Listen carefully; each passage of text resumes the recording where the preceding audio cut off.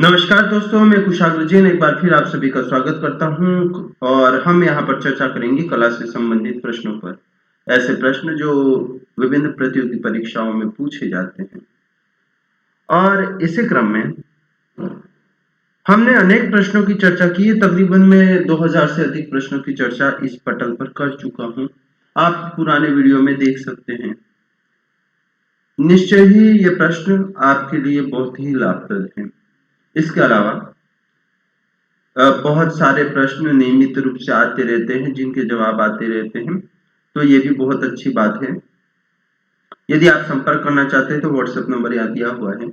इसके अलावा मेल कर सकते हैं और निश्चय ही आपको ये प्रश्न अच्छे लगते हैं और ऐसे में आप चैनल को लाइक करें, चैनल को सब्सक्राइब करें, वीडियो को लाइक करें, कमेंट करें और ज़्यादा से ज़्यादा शेयर करें, जिससे अधिक से अधिक विद्यार्थी लाभान्वित हो सकें। तो इसी क्रम में हमारे सामने पेश है पहला प्रश्न। प्रागैतिहासिक चित्र अधिक कहाँ पर प्राप्त हुए? Large number of the prehistoric painting are found in Odisha, Madhya Pradesh, Karnataka, Maharashtra. दोस्तों, आप जब भी इसे हल करें तो साथ में उत्तर भी उत्तर देते जाएंगे, तो ऐसे में आपको पता चलेगा कि आपकी तैयारी कैसी है। तो ऐसे में निश्चय ही जब प्रश्न हल कर रहे हैं हम, तो साथ में उत्तर देते जाएं। तो पहला प्रश्न है, सर्वाधिक जो चित्र प्राप्त हुए हैं प्रागैतिहासिक, वो कहाँ से प्राप्त हुए हैं?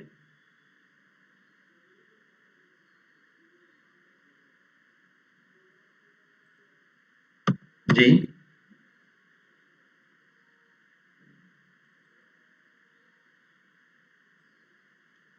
और ऐसे में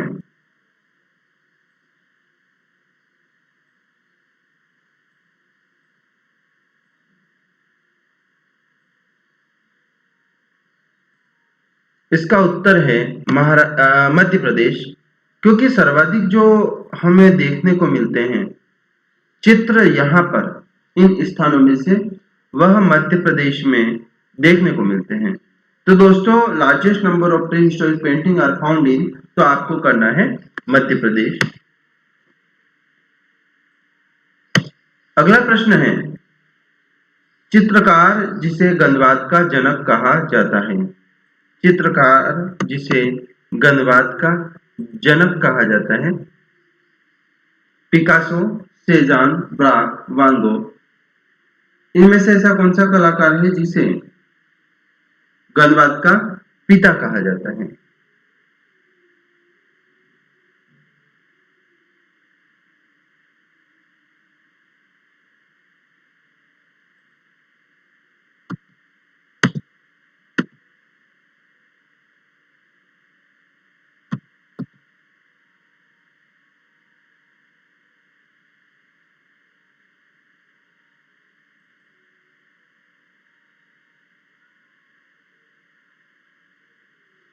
पिकासो, सेजान, ब्रॉक और वैन गॉग में जो वान गॉग है उसके लिए मैं पहले भी कह चुका हूं कि अभिव्यंजना के लिए जाने जाते हैं। उसके अलावा यहाँ पर जो नाम दे रखा है पिकासो, सेजान और ब्राक, तीनों का संबंध मूलतः गंधवाद से है तो सही, क्योंकि जो सेजान है उसने आकारों की बात कही थी, पिकासो ने भी कहा था, लेकिन अब यहाँ पर एक प्रश्न आता है कि पिकासो है या ब्राक है। तो बहुत सी बार हमको उत्तर पिकासो सही मिलेगा, तो बहुत सी बार ब्राक सही मिलेगा। तो हमको यहाँ पर ब्राक भी सही माना जाएगा और पिकासो भी। तो ये प्रश्न कई बार पूछा जा चुका है और हमेशा से उत्तर एक बार अलग मिलता है, अनेक किताबों में अनेक उत्तर मिलते हैं। तो आमतौर पर फिर भी ब्राक जो है उन्होंने कहीं ना कहीं गंधवाद की शुरुआत की थी, बाद में बदलाव आता है और पिकासो ने इस पर बहुत अधिक काम किया, इसलिए भी उसे गंधवाद का जनक कहा जाता है। तो यहाँ पर एक बार उत्तर में ब्राक की ओर चल रहा हूँ। पद्म पाणी बोधिसत्व यहाँ है। बादामी गुफाएं, अजंता गुफाएं, एलोरा गुफाएं और एलिफेंटा गुफाएं। बोधिसत्व में पद्म पाणी कहाँ पर है? तो इसका उत्तर है अजंता गुफाएं। अगला प्रश्न है पिकासो का प्रसिद्ध चित्र लास्ट सफर, ग्वेर्निका, सनफ्लावर और बर्थ ऑफ वीनस में से कौन सा है? तो ग्वेर्निका जो कि पिकासो का प्रसिद्ध चित्र है। अगला प्रश्न है भारत में प्रदर्शित सबसे पहला अखबार कौन सा है? भारत में प्रदर्शित सबसे पहला अखबार कौन सा है? असल में यहाँ पर हम कहें कि भारत में प्रकाशित सबसे पहला अखबार कौन सा है, ये यहाँ पर होना चाहिए। तो इसका उत्तर है बंगाल गजेट। बंगाल गजेट जो है उसको हिक्की ने कोलकाता से प्रकाशित किया था। अगला प्रश्न है एक एक करके फिल्मांकन करके वस्तु को जीवंत बनाता है या वस्तु को जीवित करता है? तो ऐसी कौन सी प्रक्रिया है जो फिल्मांकन करके वस्तु को जीवित बनाती है? तो एनिमेशन जो है वह इसके अंतर्गत आता है। अगला प्रश्न है पत्र पत्रिकाओं में सर्कुलेशन इस शब्द का अर्थ है, सर्कुलेशन से क्या अभिप्राय है? तो सर्कुलेशन जो है वह मुद्रित प्रतियों की संख्या से संबंधित है। मुद्रित प्रतियों की संख्या, printed edition, number of printed edition, layout जो माप, रंग संगति और बाकी जरूरी माहिती के साथ आखिरी डिजाइन जैसा दिखाई देता है उसे हम कहते हैं लेआउट। जो माप, रंग संगति और बाकी जरूरी माहिती के साथ आखिरी डिजाइन जैसा दिखाई देता है उसे हम कहते हैं तो कॉम्प्रहेंसिव। ये इसका सही उत्तर होगा। अगला प्रश्न कांस्य मिश्रण है, कांस्य मिश्रण है तो कांस्य मूलतः तांबा और टीन का मिश्रण है, उसमें कई और धातुएं भी मिला दी जाती है। तो तांबा, जस्ता और टीन यहाँ पर सही उत्तर होगा। इस पर मैं पहले भी चर्चा कर चुका हूँ। इनमें से कौन शिल्पकार है? इनमें से कौन शिल्पकार है? तो ऐसे में प्रदोष दास गुप्ता जो है वह शिल्पकार है। शिल्पकार का अर्थ होता है मूर्तिकार। अगला प्रश्न है राम किंकर बेज का संथाल फैमिली किस माध्यम में सर्वप्रथम बना है? अब यहाँ पर दो बात आती है। यदि सबसे पहले बना है तो सीमेंट और कंक्रीट, और संथाल फैमिली जो प्रसिद्ध कृति है वह बनी हुई है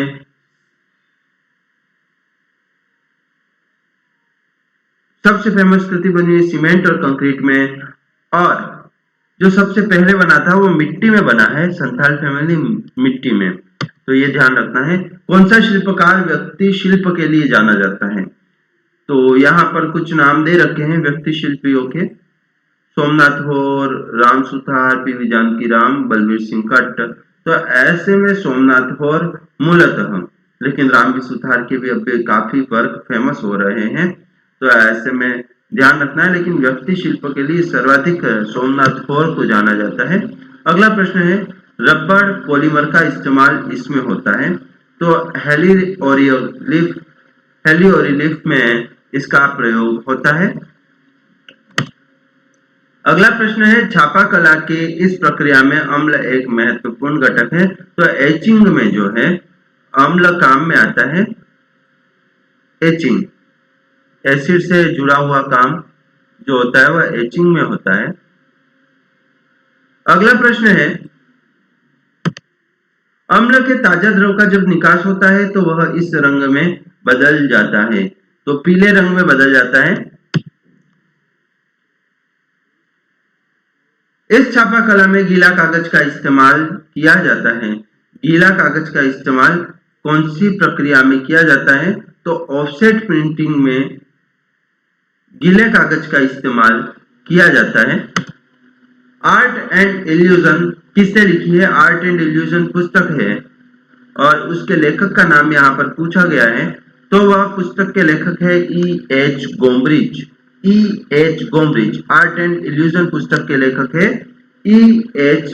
गोम्ब्रिज। अगला प्रश्न है 20वीं शताब्दी में शिल्प कला में जीवंतता की संकल्पना इन्होंने शुरू की। 20वीं शताब्दी में जीवंतता की संकल्पना इन्होंने शुरू की, तो इसका जवाब होगा हेनरी मोर। हेनरी मोर ने शुरू की। चित्रकला में आकृति में अनुपात और रंग वर्ण के आधार पर किस ग्रंथ की वकालत की गई है? आकृति में अनुपात और रंग वर्ण के आधार पर किस ग्रंथ में वकालत की गई है? तो इसका जो उत्तर होगा वह है विष्णु धर्मोत्तर पुराण। अगला प्रश्न है, आइकोनोलॉजी एक प्रतिपादन पद्धति की वकालत इन्होंने की। आइकोनोलॉजी का जो सिस्टम है तो वह है एरविन पनोफ्स्की ने। तो इसका सही उत्तर होगा एरविन पनोफ्स्की। अगला प्रश्न, यह हम कारण और कथन पर आधारित देखते हैं। जो अच्छे शिक्षक है वे अच्छे कलाकार हो सकते हैं, मगर सभी अच्छे कलाकार अच्छे शिक्षक नहीं हो सकते। दृश्य कला के शिक्षण हेतु उत्तम कौशल्य की आवश्यकता भी होती है, परंतु इससे अनिवार्यतः या यह अनिवार्यतः शब्द है, निपुणता प्राप्त नहीं होती। तो यहाँ पर जो कथन है उसमें ए तो सही है लेकिन आर गलत है। तो इसका हो जाएगा ए सही है, आर गलत है। अगला प्रश्न, अपनी सशक्त पारंपरिक पृष्ठभूमि तथा सांस्कृतिक विरासत के कारण भारतीय जनजाति कला सशक्त है। अपनी तकनीकी उत्कृष्टता एवं सांस्कृतिक विरासत के कारण भारतीय जनजाति कला सशक्त है।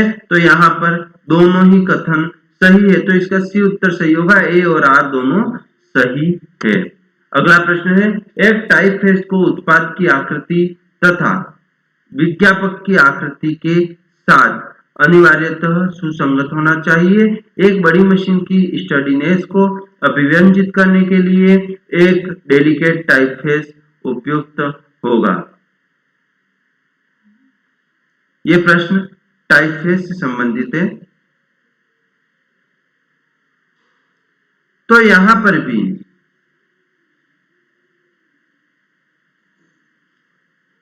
सही है, दोनों कथन सही है। अगला प्रश्न है, प्रचार प्रमोशन का एक प्रत्यक्ष रूप है, अप्रत्यक्ष रूप है। संचार की क्रियाकलापों तथा किसी विक्रेता द्वारा अपने उत्पादों को खरीदने हेतु खरीदारों को प्रवृत्त करने के प्रयासों से प्रमोशन का संबंध नहीं है। प्रचार प्रमोशन का एक अप्रत्यक्ष रूप है, सही है। संचार क्रियाकलापों तथा किसी विक्रेता द्वारा अपने उत्पादों को खरीदने हेतु खरीदारों को प्रवृत्त करने के प्रयासों से प्रमोशन का संबंध नहीं है। नहीं, ऐसा नहीं है। प्रमोशन किसी भी माध्यम से किया जाए प्रमोशन ही कहलाता है। अगला प्रश्न है, नामोगाबो ने अपने कॉलम का निर्माण प्लास्टिक का उपयोग कर किया क्योंकि उसने एक दृश्य गुणवत्ता पारदर्शिता के साथ प्रयोग किया जो शिल्पकला में पहले कभी नहीं था। तो यहाँ पर दोनों ही उत्तर गलत होंगे। प्लास्टिक का उपयोग करके किया, कॉलम का निर्माण, इस तरीके की जो बातें हैं वह गलत है। अगला प्रश्न है, इटालियन धातु ढलाई प्रक्रिया में धातु के बेहतर प्रवाह हेतु ढांचों को ठंडा रखना पड़ता है। देशी तथा इटालियन धातु ढलाई प्रक्रिया में धातु को उड़ेलने से पहले साँचे को ठंडा करना पड़ता है। ए सही है और आर गलत है। ए सही है, आर गलत है।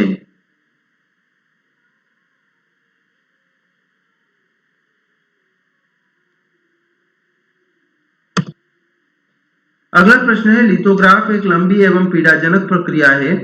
कलाकार लिथोग्राफ को कम करने की आसान प्रक्रिया मानते हैं। तो ऐसे में ए गलत है, लेकिन आसान प्रक्रिया मानते हैं वह सही है। तो ए गलत है, आर सही है।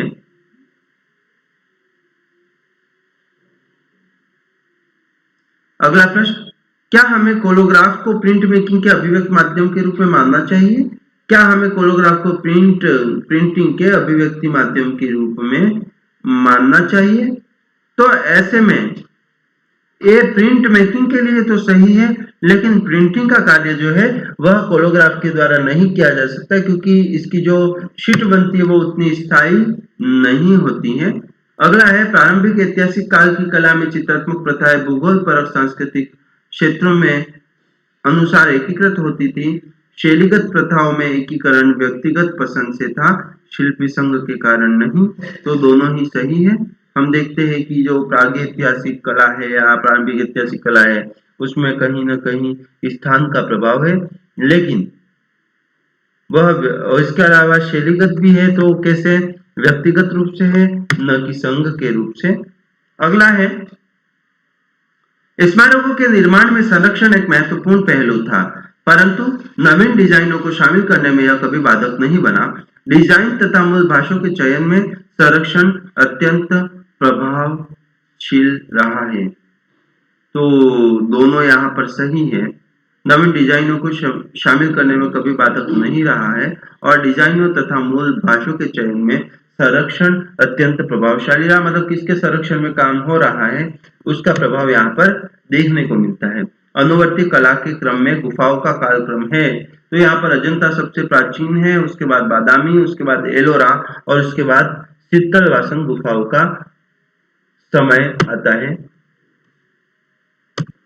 अगला है, कला विद्यालयों का क्रम देखना है, तो सरकारी कला विद्यालय में मद्रास सबसे पहले 1850 में, उसके बाद कलकत्ता 1854 में, उसके बाद 1857 में बंबई, और उसके बाद लाहौर में कला विद्यालय का खुलने का क्रम रहा है। अगला प्रश्न है, AIDDA का सही क्रम क्या है?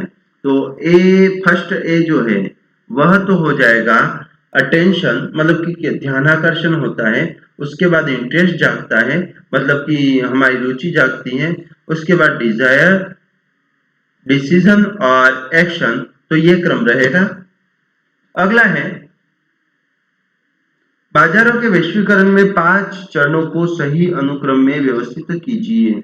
जो बाजारों का वैश्वीकरण है उसके 5 चरणों का सही अनुक्रम पूछा गया है। तो ऐसे में देशीय विपणन, निर्यात विपणन, अंतरराष्ट्रीय विपणन, बहुउद्देशीय विपणन और वैश्विक विपणन, ये क्रम रहेगा। वरिष्ठता के आधार पर कलाकारों को चुने। वरिष्ठता के आधार पर जो चुनना है, उसमें यहाँ पर जो सबसे वरिष्ठ है BC सान्याल, भावेश चंद्र सान्याल, उसके बाद महेंद्र पांड्या, उसके बाद अजीत चक्रवर्ती, और सबसे अंत में आएगा N पुष्पमाला। N पुष्पमाला का जन्म 1956 में हुआ है, और BC सान्याल का 1901 में हुआ है, महेंद्र पांड्या का 1926 में हुआ है, अजीत चक्रवर्ती का 1930 में हुआ है। अगला है, खोखली मोम आकृति की धातु ढलाई के सही अनुक्रम को पहचाने। खोखली मोम आकृति की धातु ढलाई के सही अनुक्रम को पहचाने। तो making of mould, mould banana, fix runners, runners को फिक्स करना, फायरिंग ऑफ मोल्ड्स, और उसके बाद फिल कोर, ये क्रम रहेगा।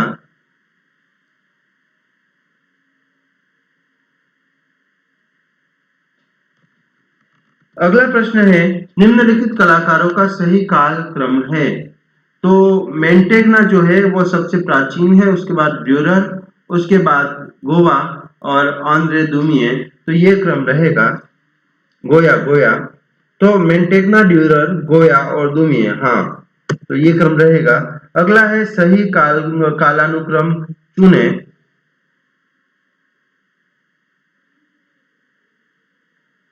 तो जैकस लुइस डेविड, उसके बाद वैन गॉग, फिर आएगा पॉल क्ले, और सबसे अंत में आएंगे जो कंटेम्प्रेरी कलाकार है डेविड होकनी। सही कालक्रम चुने।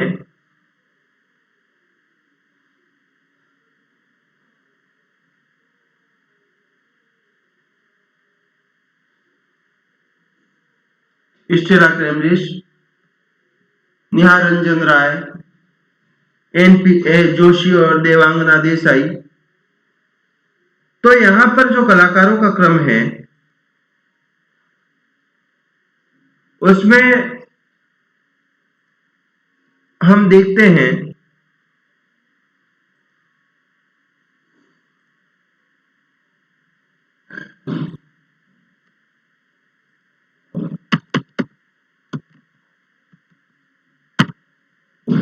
तो जो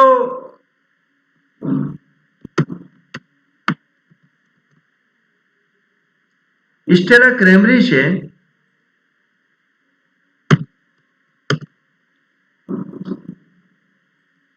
उनका समय काल की जब बात करते हैं तो 1896 है। वहीं यदि हम अगले कलाकार निहार रंजन राय की बात करते हैं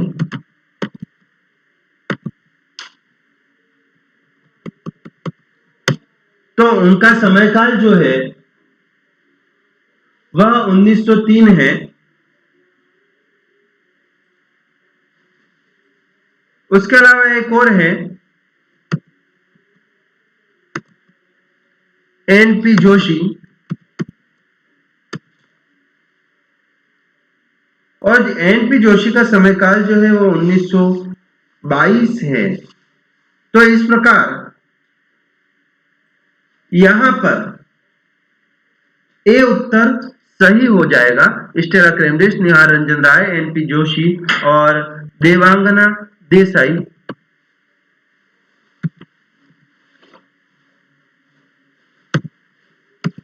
हमें ध्यान रखने हैं इसमें कि किसका क्या क्रम है। तो स्टेला क्रेमरिश सबसे पहले 1896, उसके बाद निहार रंजन राय 1903, एन.पी. जोशी जो है 1922, और उसके बाद देवांगना देसाई का क्रम आता है।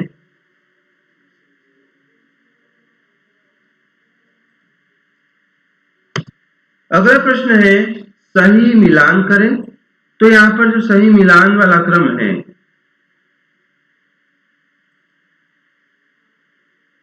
उसमें बंगाली स्कूल का संबंध जो है अवनींद्रनाथ टैगोर से है, सभी अच्छे से जानते हैं। तो पहले का हो गया 3, और ये एक में ही दे रखा है कि ए में दे रखा है, पर फिर भी हम देख लेते हैं। बॉम्बे प्रोग्रेसिव ग्रुप के है फ्रांसिस न्यूटन सुजा, प्रेग ग्रुप जिसे कहा जाता है, दिल्ली शिल्प चक्र भावेश चंद्र सान्याल, और कलकत्ता प्रोग्रेसिव ग्रुप प्रदोष दास गुप्ता का नाम आता है यहाँ पर। अगला है श्रव्य दृश्य, दृश्य श्रव्य और शाब्दिक। तो यहाँ जिंगल जो है, पोस्टर है, फोन है और टेलीविजन है। तो हम दृश्य श्रव्य में लेंगे टेलीविजन, दृश्य में लेंगे पोस्टर, श्रव्य में लेंगे जिंगल और शाब्दिक में लेंगे फोन। अगला प्रश्न है मिलान कीजिए। अनुपम सुद दिल्ली से है, नैना दलाल बड़ोदरा से है, पॉल क्ली मुंबई से है और पन्नियप्पन चेन्नई से है। तो ये क्रम रहेगा। अगला प्रश्न है, ये मंदिर दे रखे हैं और उस तरीके की दे रखी है। देलवाड़ा जो कि राजस्थान में है, देलवाड़ा मंदिर मैं काफी बार बता चुका हूं। सूर्य मंदिर कोणार्क उड़ीसा, सांची जो है वह मध्य प्रदेश में है, और कैलाशनाथ मंदिर महाराष्ट्र में है, एलोरा से संबंधित है, महाराष्ट्र में है। तो इस प्रकार के आते हैं। अगला है मिलान वाला ही, likeness and present, end of art, calligram और इमेज टेक्स्ट आइडियोलॉजी। तो कैलीग्राम का संबंध नॉर्मन ब्रायसन से है। तो सी का 3 वह एक में ही दे रखा है, पर फिर भी बाकी के देख लेते हैं। Likeness and presence, Hans Belting, end of art, Arthur Danto, telegram, Norman Bryson, image text and ideology, WJT Mitchell. तो ये क्रम रहेगा। ये कुछ प्रश्न थे आपके लिए परीक्षा की दृष्टि से काफी महत्वपूर्ण, जो नेट जेआरएफ की तैयारी कर रहे हैं, अन्य तैयारी कर रहे हैं, उन सभी के लिए पूछे जाते हैं। मैं एक बार फिर कह रहा हूं कि परीक्षा में आप अवेयरनेस रखें, अधिक से अधिक अंक अर्जित कर सकेंगे, बहुत जरूरी है। और इसके अलावा डेली स्टडी जितनी ज्यादा प्रैक्टिस हो सके करेंगे, अच्छे अंक ला सकेंगे।